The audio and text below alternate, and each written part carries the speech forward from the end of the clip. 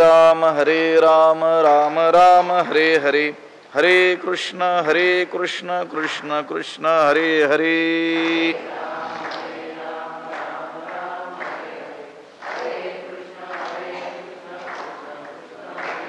पुंडलीक वरदा हरी विठ्ठल श्री ज्ञानदेव तुकाराम.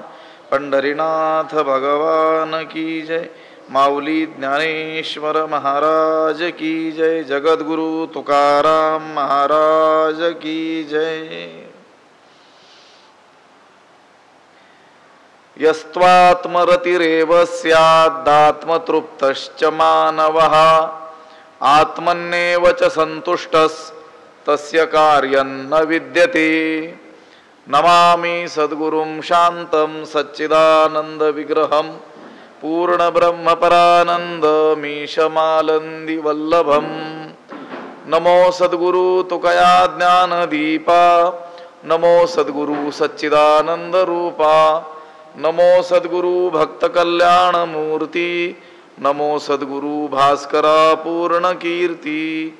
अखंड मंडलाकारं व्याप्तं येन चराचरं तत्पदं दर्शितं येन तस्मै श्री गुरवे नमः. जयांचे केले स्मरण होय सकळ विद्यांचे अधिकरण, तेची बंधू श्री चरण श्री गुरूंचे ते नमस्कारोनी आता.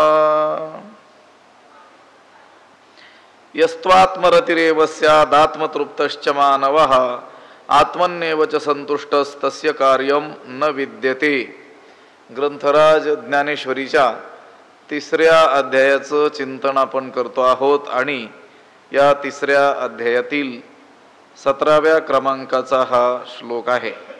या श्लोकाचा अन्वय आणि अर्थ एकदा आपण पाहूया.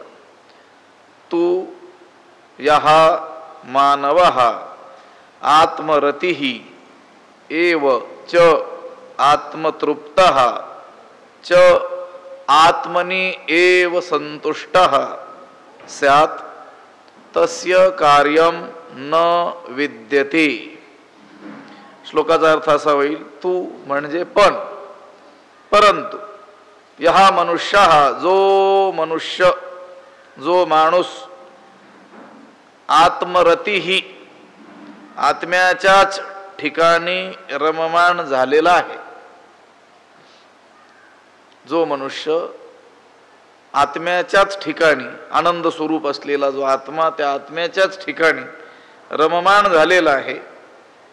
एवच आत्मतृप्तः आणि आत्म्याच्याच योगाने तृप्त झालेला आहे, आत्मानंदानेच जो तृप्त झालेला आहे. च आत्मनि एव संतुष्ट स्यात् आणि आत्म्याच्या योगाने म्हणजे आत्म्यामध्येच आत्म्याच्या ठिकाणीच संतुष्ट आहे. तस्य कार्यं न विद्यते. त्याला कोणतंही कर्तव्य राहत नाही.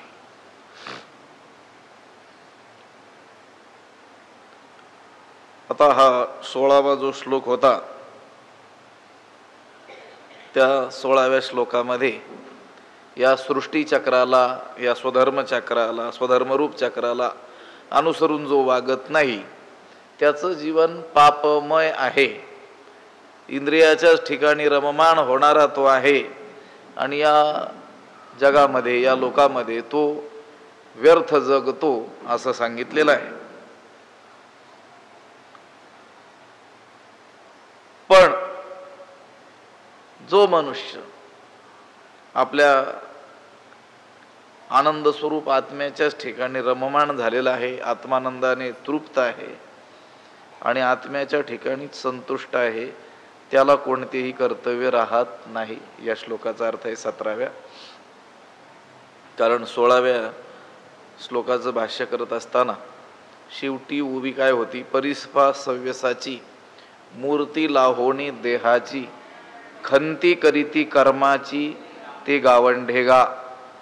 त्याच्यावरची जी ओवी होती, हागा शरीर जरी झाले तरी कर्तव्य ओघे आले, मग उचित का आपले ओसंडावे. शरीर जर उत्पन्न झालेलं आहे तर त्याच्या ओघानं त्याच्या माग कर्तव्य आलेलंच आहे. शरीर आहे आणि कर्तव्य नाही असं नाहीच. जे लोक, अर्जुना ऐक, जे लोक या देहाचा आकार प्राप्त होऊनही कर्माची उपेक्षा करतात ते गावंढळ आहेत, खेडवळ आहेत, अडाणी आहेत. आता देह असूनही कर्तव्य कोणाला नाही त्याचं वर्णन याच्यामध्ये सांगितलेलं आहे. देह आहे पण आता त्याला कर्तव्य राहिलेलं नाही, त्याचं वर्णन या 17व्या श्लोकामध्ये केलेलं आहे. जो असा आहे त्याला मात्र कोणतंच कर्तव्य नाही, आणि असा जर नसेल तर त्याला मात्र कर्तव्य कर्म केलंच पाहिजे. कसा? आत्मरती ही आत्मतृप्त आणि आत्मनी एव संतुष्ट, 3 गोष्टी सांगितलेल्या आहेत. तो आत्मरती ही आत्म्याच्या ठिकाणीच रममान झालेला असला पाहिजे. हा जो श्लोक आहे ना 17वा श्लोक, याच्यापासून या अध्यायातील दुसरा विषय सुरू झालेला आहे. मागचा जो 4थ्या श्लोकापासून आरंभलेला विषय होता तो 16व्या श्लोकामध्ये परिसमाप्त झाला. कर्तव्य कर्म अवश्यमेव केलंच पाहिजे. जो अनात्मज्ञ आहे, आत्म्याला अजून जाणलेलं नाही, त्याला कर्तव्य कर्म केलंच पाहिजे. ते वेगवेगळ्या रीतीनं भगवंतानं सांगितलं. जो करत नाही त्याचं वर्णन केलं. तो मोघम जगतो, व्यर्थ जगतो, तो अघायुः पापमय जीवन असलेला आहे. इंद्रियाराम हा इंद्रियांमध्येच रममान झालेला तो आहे असं सांगितलं. आता ह्या श्लोकापासून वेगळ्या विषयाला आरंभ केलेला आहे. म्हणून तू हा पक्षांतर बोधक जो अव्यय आहे त्याचा उपयोग केलेला आहे. ह्या श्लोकामध्ये तू या अव्ययाचा उपयोग जो केलेला आहे तो पक्षांतराचं बोधक, म्हणजे अगोदर जो विषय चालू होता आता त्याच्यापासून एकदमच भिन्न विषयाला आरंभ करायचा आहे. म्हणून तू हा अव्यय इथं प्रयोग केलेला आहे. यस्त्वात्मरतिरेव स्यात्, यहा तू आत्मरती ही एव, तिथं पद आहे. तू, तू म्हणजे परंतु. यहा मनुष्य, जो यहा मानव, जो मनुष्य आत्मरती ही आत्म्यामध्येच रममान होणार आहे. 3 पद आहेत की नाही, आत्मरती ही, आत्मतृप्त आणि आत्मसंतुष्ट, अशी आत्मज्ञानी पुरुषाची 3 विशेषणे या श्लोकामध्ये सांगितलेली आहेत. त्यामध्ये रती ही, तृप्त आणि संतुष्ट ही जी 3 पद आहेत त्या पदांची थोडक्यात अर्थता स्पष्ट आपल्याला करावी लागेल. रती शब्दाचा अर्थ आहे आसक्ती, प्रीती, लालसा, असा रती शब्दाचा काय आहे अर्थ आहे. तृप्ती शब्दाचा अर्थ आहे विषय उपभोगल्यानंतर होणारं सुख, संतुष्टता, म्हणजे कोणतंही अभिलषित किंवा इष्ट असं विषय किंवा इष्ट सुख प्राप्त केल्यानंतर होणारं जे इष्ट विषय प्राप्त केल्यानंतर होणारं जे सामान्य सुख आहे, हा त्यामध्ये असलेला काय आहे भेद आहे. आत्मरती म्हणजे आत्म्यामध्येच रममान, ज्याची वृत्ती आत्म्याला सोडून दुसऱ्या गोष्टीला विषयच करत नाही. आत्मज्ञानी पुरुषाची वृत्ती, रती, प्रेम, प्रीती, आसक्ती कशामध्ये आहे? आत्म्यामध्येच आहे. त्याला समाधानासाठी, सुखासाठी या बाह्य विषयांच्या उपभोगाची आवश्यकताच नाही आहे. तो कसा आहे? आत्मतृप्त आहे. आत्म्यानेच आत्म्यामध्येच काय आहे? तृप्त आहे.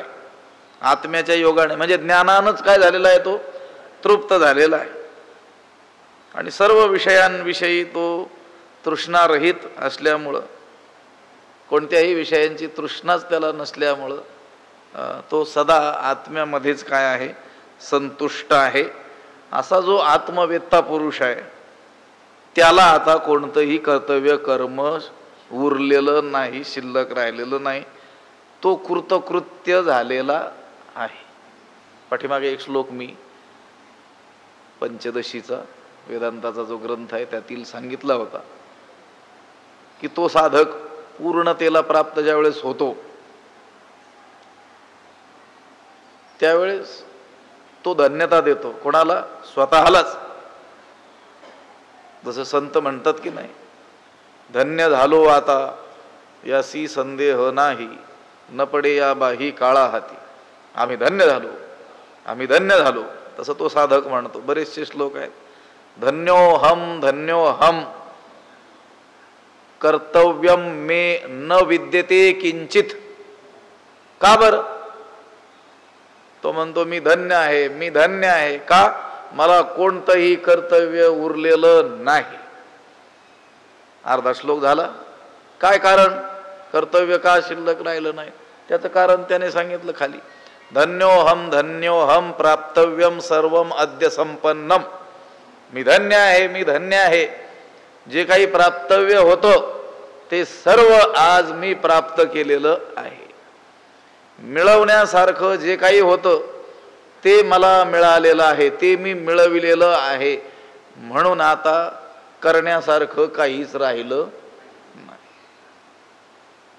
कृतकृत्य झालो असं जे संत म्हणतात. इच्छा केली ते पावलो, काम नाही काम नाही, झालो पाही रिकामा. आता त्यांना कोणतंही कर्तव्य उरलेलं नाही. शास्त्र देखील त्यांना आज्ञा देत नाही. आमचे श्री गुरु स्वामीजी महाराज म्हणत असतात, ईश्वर सुद्धा आणि वेद सुद्धा आता मला आज्ञा देऊ शकत नाही. वेद कुणाला आज्ञा देईल? आज्ञजनांना, आज्ञान्यांना. त्यांना त्या अज्ञानातून बाहेर काढण्याकरिता त्यांनी काय केलं पाहिजे, काय नाही केलं पाहिजे असा विधी किंवा निषेध वेद करील. कोणाला? अज्ञान्यांना करील ना. जे ज्ञानी पुरुष आहे त्यांना कसं काय तो वेद सांगेल तू असं केलं पाहिजे, इदम कुरु इदम मा कुरु, हे कर, हे करू नकोस. निस्त्रय गुण्ये पथि विचरताम को विधीही को निषेधा. त्रिगुणातीत झालेले जे महात्मे आहेत त्यांना कसला आलाय विधीन, कसला आलाय निषेध. तो करी ते तुली पूजा. तो जे काही करील ती पूजाच आहे. तो कल्पी तो जपू माझा. तो फिरायला लागला तर तीच काय होते? यात्रा होते. त्याला वेगळं काही करायची आवश्यकताच राहत नाही. तस्य कार्यम न विद्यते. त्याला कोणतंही कर्तव्य उरत नाही. कारण कर्तव्य करून ज्या स्थितीला पोहोचायचंय त्या स्थितीला तो पोहोचलेला असल्यामुळं आता शास्त्र त्याला कोणत्याही कर्तव्याचं विधान करत नाही. ज्ञानी पुरुषाला कर्म नाही हे या श्लोकामधून सांगितलेलं आहे. तू म्हणजे पण. अगोदर वेगळा विषय चालू होता. जो अज्ञानी आहे त्याला कर्तव्य केलंच पाहिजे, पण जो ज्ञानी आहे तस्य कार्यम न विद्यते. जो कसा आहे? आत्मरती आहे, पुन्हा आत्मतृप्त आहे आणि आत्मसंतुष्ट जो आहे त्याला कोणतंही कर्म उरत नाही. देखे असतेने देह धर्मे, तोची एक न लिंपे कर्मे, किंवा एथ तोची एक न लिंपे कर्मे, जो अखंडित रमे आपण पाची. देखे जो अखंडित आपण पाची रमे, तोची एकू एथ असतेनी देह धर्मे कर्मे न लिंपे. देखे, देखे म्हणजे पहा. जो अखंडित आपण पाची रमे, जो निरंतर अखंड स्वस्वरूपातच मग्न असतो, स्वस्वरूपाच्या ठिकाणीच रममान असतो, तोची एकू, तोच एक, एथ या जगामध्ये असतेनी देह धर्मे, देह व्यापार चालू असतानाही कर्मे न लिंपे, कर्मांनी लिप्त होत नाही, कर्म त्याला बाधा करू शकत नाही. पण कोण? जो अखंडित आपण पाची रमे, जो निरंतर स्वस्वरूपातच रममान असतो. आपण पाची म्हणजे आपणामध्येच, आत्म्यामध्येच, आपण पी आपण पा.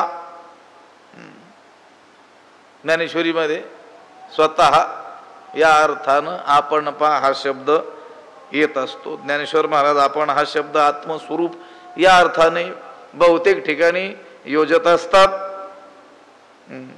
आपण या शब्दाची व्याख्या ज्ञानोबरायांनी एका ठिकाणी केलेली आहे. 15व्या अध्यायामध्ये ज्ञानाची चर्चा आहे. मग इदंतीसी वाळले, जे मीपणे विण डहारले, ते रूप पाहिजे आपले आपणची. आपण पा शब्दाचा अर्थ आहे आपलं स्वरूप. हा तिथं मोठी चर्चा आहे. आणि ही उभी आता मी उच्चारली, ही खूप महत्वाची आणि अगदी गर्भित अर्थ असलेली काय आहे. मग इदंतीसी वाळली, जे मीपणे विण डहारले, ते रूप पाहिजे आपले आपणाची. जे इदम भावाला विषय होत नाही, इदंच्या सापेक्ष असलेल्या अहम भावालाही विषय होत नाही, असं इदम अहम वृत्ती शून्य जे आत्मस्वरूप, त्या आत्मस्वरूपाला म्हणजे आत्म्याला आपण असं म्हणतात. आपण शब्दाचा अर्थ तो आहे. त्या आपल्या आत्मस्वरूपामध्ये जो अखंडित आपणपाची रमे, जो अखंड निरंतर सतत रममाण होतो. अखंड रममाण होण्याकरिता एकच जागा आहे, ती म्हणजे आत्मस्वरूप. बाकी विषयात रमणं हे खंडित रमणं आहे. अखंड रमता येतं का त्या विषयामध्ये? भोजन रस विषय आहे, रसनेंद्रियाच्या द्वारे किती वेळ रमणार त्याच्या? पोट भरेपर्यंत.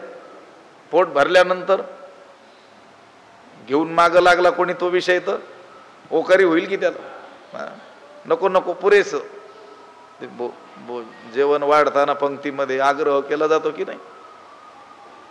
आता तो आग्रह चांगला की वाईट विषयच आहे जरा चिंतनाचा. असं ज्याला आवश्यकता आहे त्याला काही वाढलं जात नाही, नको त्याला काय केला जातो? आग्रह केला जातो. ठीक आहे, एखाद्याला कितीही एखादा पदार्थ आवडत असला म्हणून काय त्याच्यात तो अखंड रममान होऊ शकतो का? अखंडित रमण्याकरिता एकच स्थान, ते म्हणजे आपलं आत्मस्वरूप. बाकी विषयात रमणं हे खंडित रमण आहे. जोपर्यंत अनुकूल विषय आणि इंद्रियांचा संयोग असतो तोपर्यंत त्याच्यामध्ये रमता येतं. तो संयोग संपला की रमणं देखील काय होतं? खंडित होतं. वृत्ती आत्मस्वरूपाच्या ठिकाणी समरस झालेली असल्यामुळं तो तिन्ही अवस्थेत आत्मस्वरूपापासून कधी च्युत होतच नाही. त्याची वृत्ती आत्मस्वरूपाच्या ठिकाणी एक रूप समरस अशी होऊन गेलेली आहे. त्याचा बोधच एवढा व्यापक आहे की जो आपण पे सांडूनी काही इंद्रिय ग्रामावरी येणे नाही, तो विषय नसेवी हे काही विचित्र येत. आपल्या आत्मस्वरूपाला सोडून तो कधी इंद्रिय ग्रामावरी, इंद्रियांच्या गावात येतच नाही. तो संतांनी त्याचा सुंदर असा अनुवाद केलेला दिसून येतो. अनुहाती गुंतला नेणे बाह्य रंग. बाह्य रंग तो जाणतच नाही. कुठे गुंतलेला आहे तो? आतमध्ये. तुका म्हणे मग नये वृत्तीवरी सुखाचे शेजारी पहुड येईन. वृत्तीवर यायचं काही कामच राहत नाही. जो अखंडित आपणपाची रमे असा जो कोणी आहे ना, अखंड स्वस्वरूपामध्येच मग्न झालेला जो कोणी आहे, तोची एकू, तोच एक, एथ म्हणजे या जगतामध्ये असतेनी देह धर्मे कर्मे न लिंपे. देह व्यापार चालू असताना देखील कर्माने लिप्त होत नाही. त्याला सोडून बाकीचे कोणी जरी असले तरी ते कर्माने काय होतात, लिप्त होतात. कर्माचं कर्तृत्व आपल्याकडे घेतात आणि त्यामध्ये काय होतात, गुंतून राहतात. आता हा जो महात्मा आहे, हा ज्ञानी पुरुष जो आहे, तो हे सगळं जाणतो आणि म्हणून तो त्या कर्माचं कर्तृत्व आपल्याकडे घेतच नाही. त्यामुळं त्या कर्मांनी तो बांधल्या जात नाही. तिन्ही गुण आपला लिये प्रौढी, देही नाचविती बागडी, तो पाहोही न धाडी अहंते ते. तो आपल्याकडे त्या कर्माचा अहंकार घेतच नाही.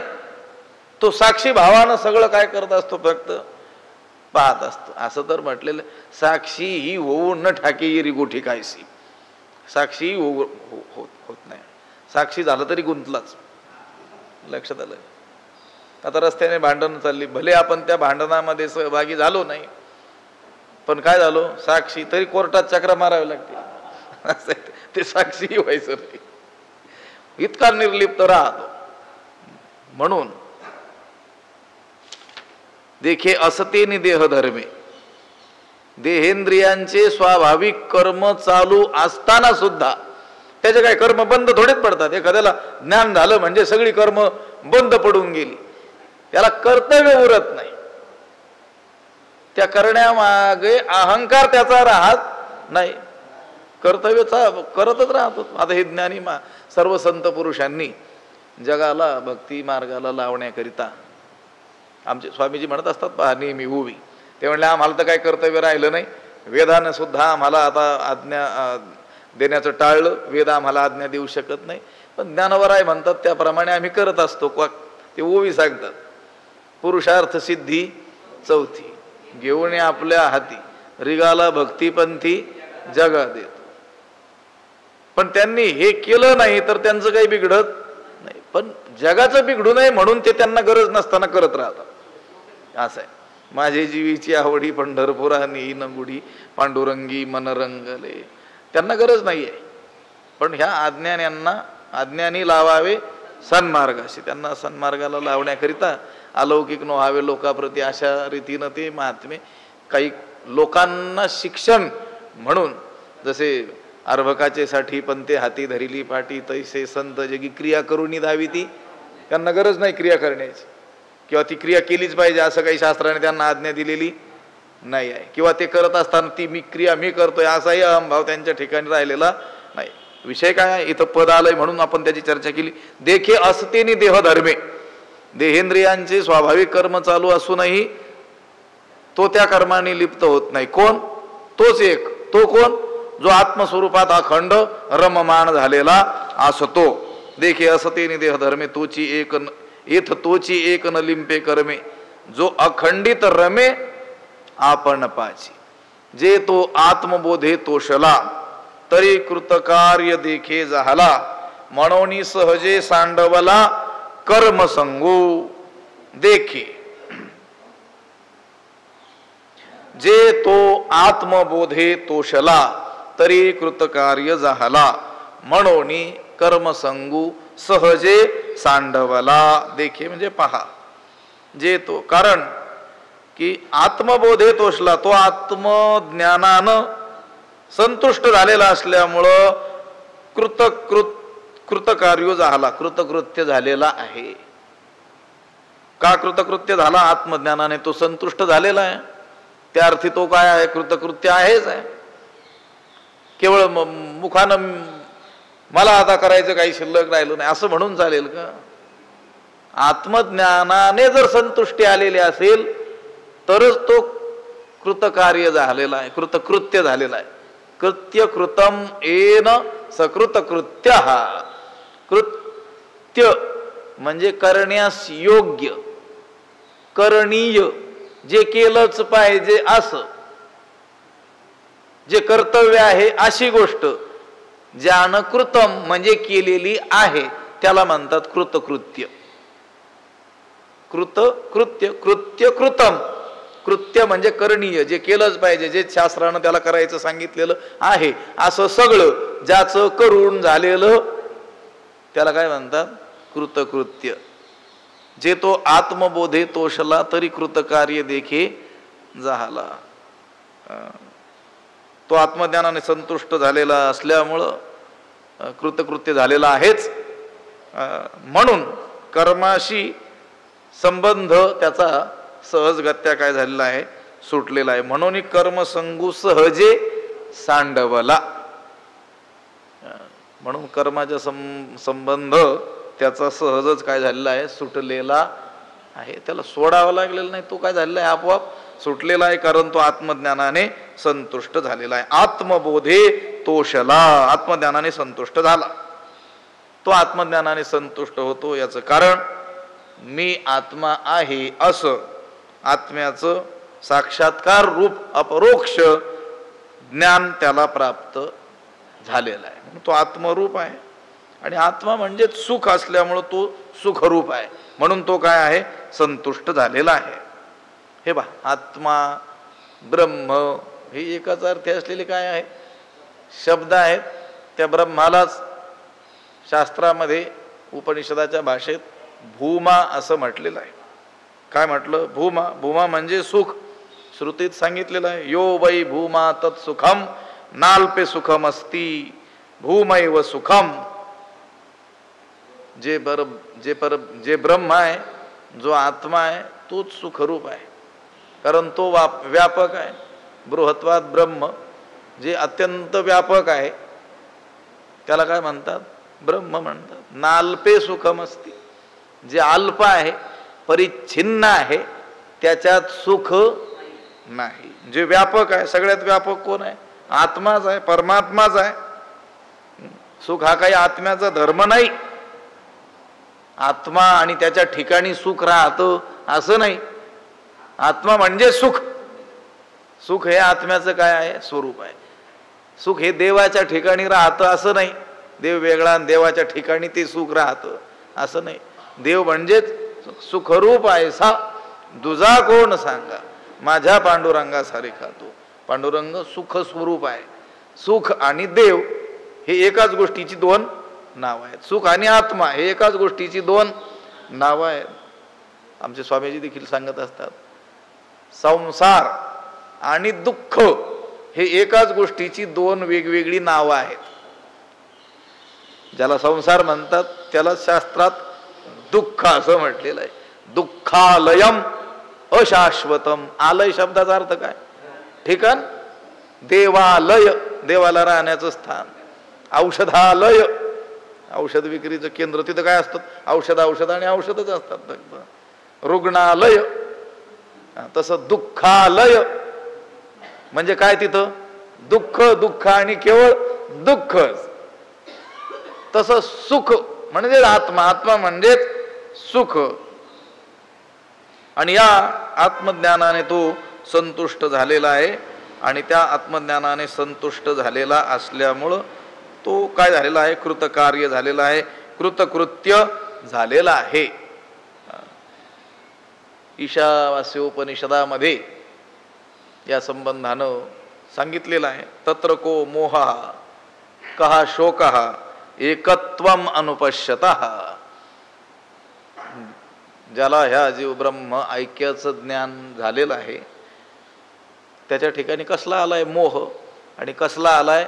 शोक. कसला आलाय? दुःख. संत म्हणतात की नाही, दुःख ते कैचे नये स्वप्न. स्वप्नात सुद्धा दुःख नावाच्या गोष्टीचं आम्हाला दर्शन होत नाही. मग जे स्वप्नातही भेटत नाही ते जागृतीत त्याचा अनुभव ते कसा करतील? त्यांचा अनुभव सांगताना दुःख हे आम्हाला स्वप्नात देखील पाहायला मिळत नाही असं ते सांगतात. तर मग जागृतीत आम्हाला दुःख झालं असा कुठे अनुभव त्यांचा सांगतील का? त्यांचे सगळे अनुभव कशाचे आहेत? सर्व सुखले आलो, सर्व अलंकार आनंदी निर्भर डुल्लत असो. सतत सुखच सुख. जागृतीतही सुख, स्वप्नातही सुख, सुषुप्तीतही सुखच सुख. कोणत्याही अवस्थेमध्ये. कारण ते जे तो आत्मबोधे तोषला, आत्मज्ञानाने संतुष्ट झालेले आहेत. म्हणून काय झाले? कृतकार्य झालेले आहेत. त्यांचा जो संतोष आहे ना तो कसा आहे, उपचारा वाचून आहे. आपल्याला संतुष्ट होण्याकरिता काहीतरी मिळवावं लागतं, काहीतरी विषयाची प्राप्ती, विषयाचा उपभोग, आणि मग काय तो भासमात्र संतोष आपल्याला होत असतो. पण त्यांचा जो संतोष आहे ना तो उपचारा वाचून आहे. वार्षिये विण सागरू जैसा जळे नित्य निर्भरू तैसा निरुपचारू संतोषी जो. संतुष्ट सततम योगी, तो सतत काय आहे, संतुष्ट आहे आणि उपचारा वाचून संतुष्ट आहे. कुठेही बसलेला असला तरी संतोष तेवढाच आहे. हे पहा, आम्ही सांगत असतो कधी कधी एखादा महात्मा कुठे बसलेला असतो, दूर डोंगरामध्ये जाऊन बसलेला असतो.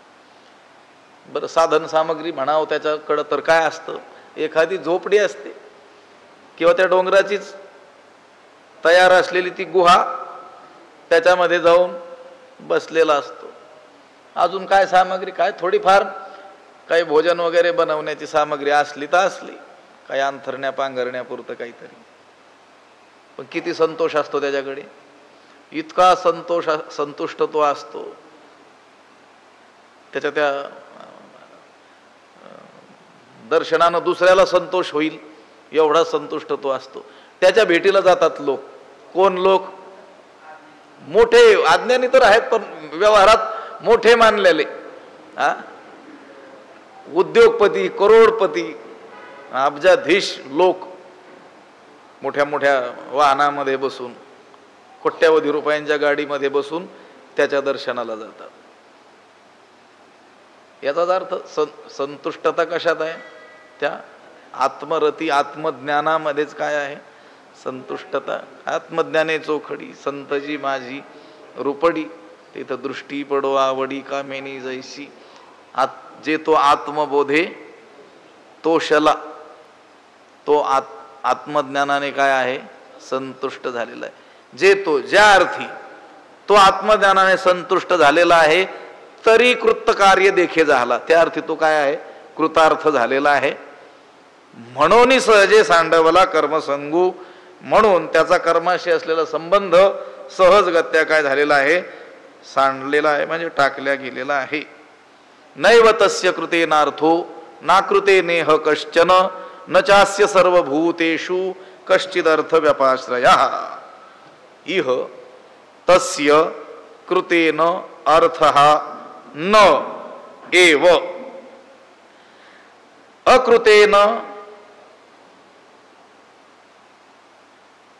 कश्चन न च अस्य सर्वभूतेषु कश्चित अर्थव्यपाश्रयः न.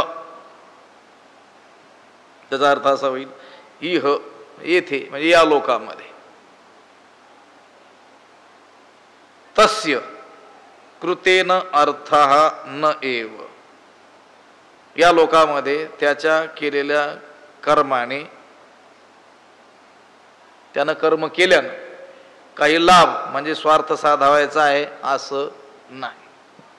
तो जो महात्मा आहे त्याच्याकडून जे कर्म घडेल त्या कर्मानं त्याला काही लाभ, काही स्वार्थ साधायचा आहे, काही लाभ मिळवायचा आहे असं नाही आहे. म्हणजे त्या आत्मसंतुष्ट पुरुषाला कर्म करण्याचं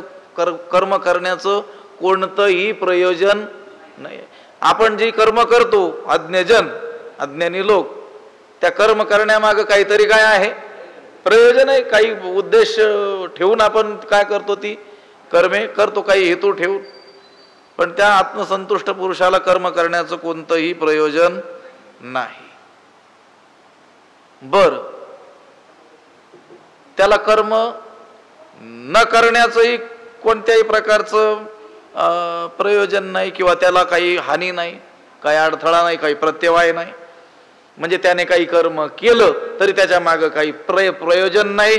बर, त्यानं कर्म न केलं, न केलेल्या कर्माने म्हणजे कर्म न करण्याने कोणत्याही प्रकारचा अर्थ नाही म्हणजे प्रत्यवाय रूप हानी त्याला नाही आहे. आणि ब्रह्मादी स्तंभ पर्यंत जे प्राणी आहेत त्यापैकी कोणीही त्याच्या प्रयोजनाचा आश्रय नाही, अशीही स्वार्थ संबंध नाही. अस्य सर्व भूतेषु कश्चित अर्थ व्यपाश्रयः न. हे पहा, जो आत्मरती आहे, आत्मतृप्त आहे आणि आत्मसंतुष्ट आहे, त्याला कोणतंही कर्तव्य नसतं. ते का नसतं त्याची काही कारणं या श्लोकामध्ये भगवंतानं सांगितलेली आहे. हे पहा, जो आत्मनिष्ठ पुरुष आहे त्याला स्वर्गादी अभ्युदयाची देखील काय नाही आहे, इच्छा नाही आहे. बरं, निश्रेयस जो मोक्ष, परमपुरुषार्थ जो मोक्ष, तो तर त्याला पूर्वीच प्राप्त झालेला आहे. म्हणजे त्याला अभ्युदय आणि निश्रेयस यापैकी कोणतंच प्रयोजन त्याच्या कर्माच्या मागे नाही आहे. म्हणून कर्म करून त्याला आणखी काही लाभ करून घ्यायचा आहे असं देखील मुळीच नाही आहे. त्याला इहलौकिक काही विषय मिळवायचेत किंवा पारलौकिक दिव्य भोग मिळवायचेत असंही नाही. बरं, परम कल्याण मोक्ष तो तर त्याला काय आहे, अगोदरच प्राप्तच आहे. म्हणून त्याला कर्म करून आणखी काही लाभ करून घ्यायचा आहे असं काही नाही आहे.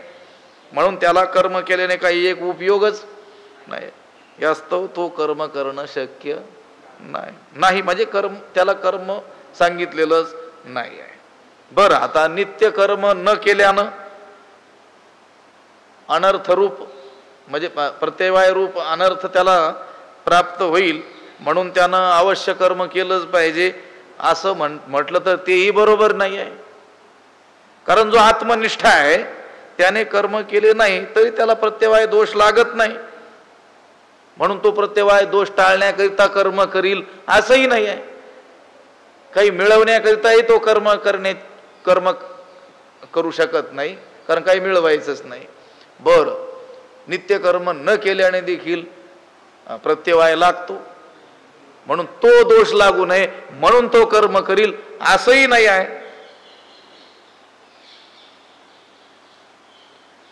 बर, आता एक उदाहरण आहे. आपण काय केलं, वस्त्र स्वच्छ केलं.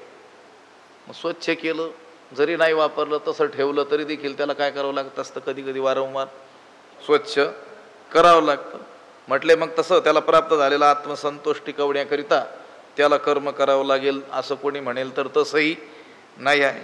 कारण एकदा का आत्मसंतोषाची पूर्ण अवस्था प्राप्त झाली की ती कधीही टळतच नाही आहे. तिच्या स्थैर्यासाठी काही कर्म वेगळं करावं लागतं असंही काही नाही आहे. बरं, याशिवाय सर्व विश्वामध्ये अगदी ब्रह्मस्तंभ पर्यंत म्हणजे ब्रह्मदेवापासून गवताच्या काडीपर्यंत अशी कोणतीही वस्तू नाही, कोणताही पुरुष नाही, कोणतंही दैवत नाही की ज्याच्या आश्रयाने आत्मनिष्ठ पुरुषाला काहीतरी अर्थ मिळवायचा आहे. म्हणजे कोणाचा तरी आश्रय, त्याला त्या आश्रयाच्या माध्यमातून तो कर्म करील असंही काही नाही आहे. सर्व प्रकारचा आनंद त्याला आत्म्यापासूनच प्राप्त होत असल्यामुळं बाह्य लाभासाठी त्याला कर्म करण्याची आवश्यकता नाही. एकंदर सारांश काय तर जो आत्मनिष्ठ महात्मा आहे त्याला स्वतःसाठी किंवा दुसऱ्यासाठी असं कोणतंच कर्म राहत नाही.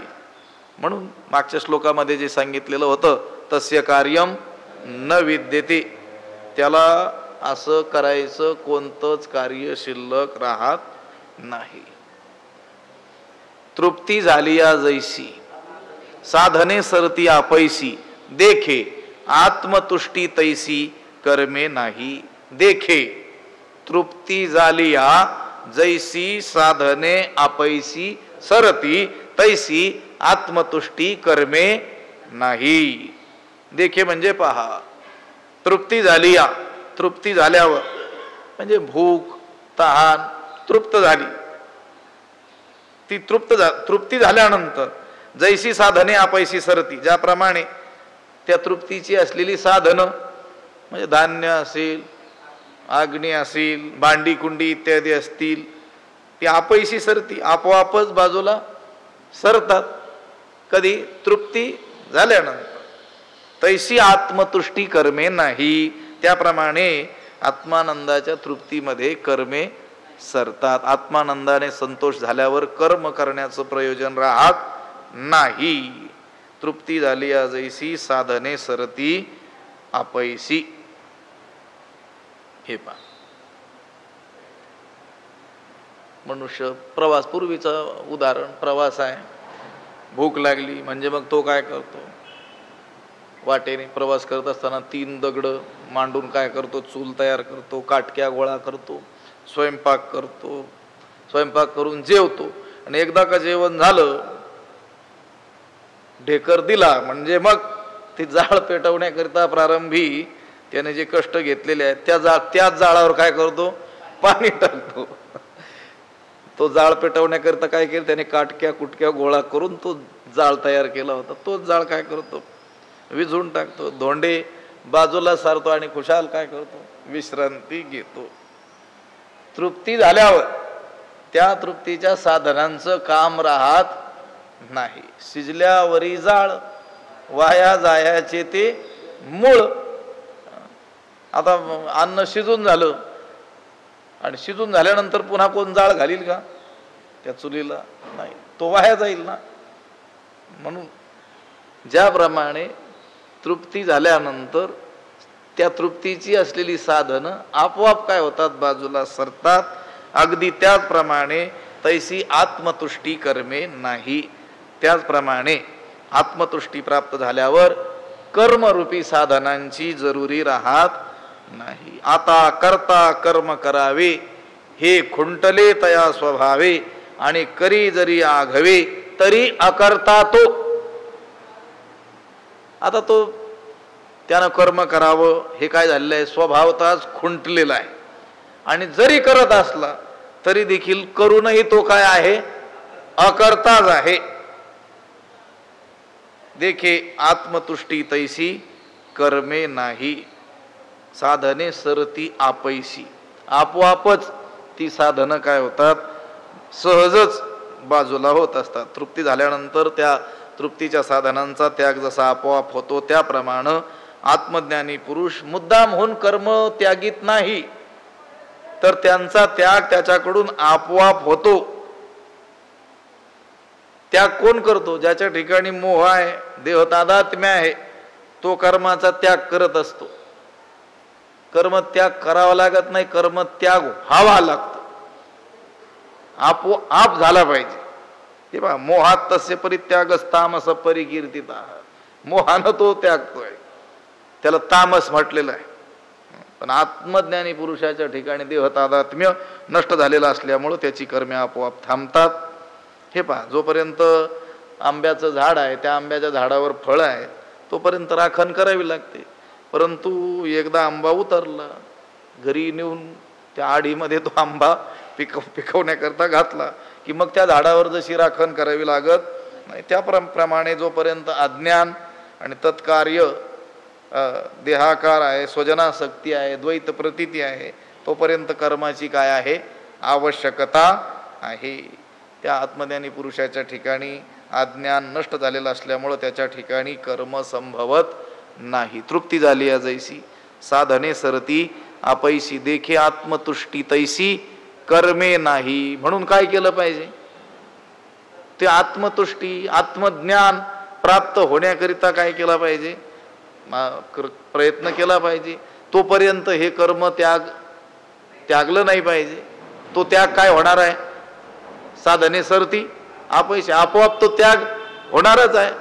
म्हणून सिद्धांत सांगतात भगवंत, जववरी अर्जुना तो बोध भेटे ना मना, तवची यया साधना भजावे लागे. अर्जुना, जववरी तो बोधू मना भेटे ना, तवची यया साधना भजावे लागे. अर्जुना, हे अर्जुना, जववरी जोपर्यंत तो बोध मना भेटे ना, ते आत्मज्ञान अंतकरणाला येऊन भेटत नाही, अंतकरणाला ते ज्ञान प्राप्त होत नाही. तवची तोपर्यंतच यया साधना, या कर्मरूप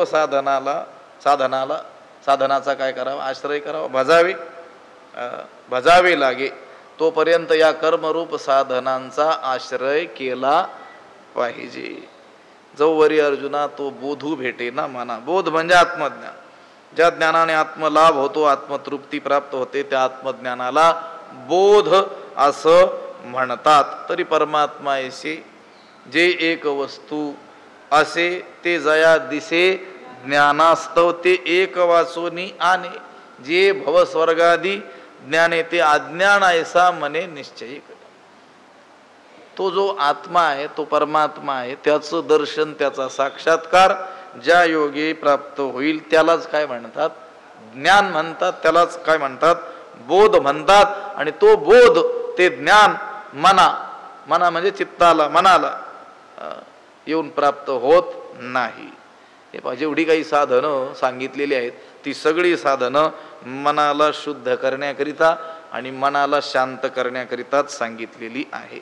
साधनांची सिद्धी मौन करा स्थिर बुद्धी असं म्हटलेलं आहे. ही सगळी साधनं मनाच्या शुद्धीकरिताच आहे. आणि मन काही एकदा शुद्ध झालं रे, झालं की थोडे आहे चित्त साह्य झाली असं म्हटलेलं आहे. मग कोणत्या मनाला आत्मबोध येऊन प्राप्त होईल? शुद्ध असलेल्या मनाला, स्थिर असलेल्या मनाला. म्हटलंय की नाही, ज्ञान मोक्ष देईल यात संशय नाही, पण मन शुद्ध असलं पाहिजे. सुरुवात सांगा त्याची. तैसे मोक्ष देईल ज्ञान येत किर नाही आन, परी त्याची थारे ऐसे मन शुद्ध व्हावे. ते ज्ञान त्या मनाला येऊन प्राप्त होईल. कोणत्या मनाला? शुद्ध मनाला. पण जवळ अर्जुना तो बोध भेटे ना मना, हे अर्जुना जोपर्यंत ते आत्मज्ञान अंतकरणाला भेटणार नाही, म्हणजेच अंतकरण उपहित प्रमातृ चैतन्य जे आहे त्याचं अभेदाने प्रत्यक्ष आपल्याला होत नाही, तवची या साधना भजावे लागे. तोपर्यंत ही कर्मादी साधनं जी आहेत, कर्म उपासना इत्यादी, ती करावीच लागतात. पुंडलिक वरदा हरी विठ्ठल श्री ज्ञानदेव तुका. पंढरीनाथ भगवान की जय. माऊली ज्ञानेश्वर महाराज की जय. विठ्ठल विठ्ठल विठ्ठल. पुंडलिक वरदा हरी विठ्ठल श्री ज्ञानदेव. पंढरीनाथ भगवान की जय. माऊली ज्ञानेश्वर महाराज. आता विश्वात्मके देवी येणे वाग्यज्ञे तोषावे, तोषोनी मज द्यावे पसाय दान हे. जे खळांची व्यंकटी मीरती वाढो, भूता परस्परे पडो, मैत्र जीवांचे दुरितांचे तिमिर जाव. विश्व स्वधर्म सूर्ये पाहो, जो जे वांछील तो ते लाहो. प्राणी जात वर्षत सकळ मंगळी, ईश्वर निष्ठांची मांदियाळी. अनवरत भूमंडळी भेट तू भूता, चला कल्पतरूंचे आरव. चेतना चिंतामणीचे गाव, बोलते जे अर्णव पियुषांचे. चंद्रमे जे अलांछन, मार्तंड जे तापहीन. ते सर्वाही सदा सज्जन, सोय रे होतू किंबहुना सर्व सुखी. पूर्ण होवणी तिही लोकी, भजिजो आदि पुरुखी. अखंडित आणि ग्रंथोपजीविये, विशेषी लोकी इये. दृष्टादृष्ट विजय होवावे जी. एथ म्हणे श्री विश्वेश्वरावो, हा होईल दान पसावो. येणे वरे ज्ञानदेवो सुखिया झाला, येणे वरे ज्ञानदेवो सुखिया झाला. येणे वरे ज्ञानदेवो सुखिया झाला. पुंडलिक वरदा हरी विठ्ठल श्री ज्ञानदेव तुकाराम. पंढरीनाथ भगवान की जय. माऊली ज्ञानेश्वर महाराज. जगद्गुरु तुकाराम. शांती ब्रह्म एकनाथ महाराज. सद्गुरु बंशी महाराज की जय. सद्गुरु जोग महाराज की जय.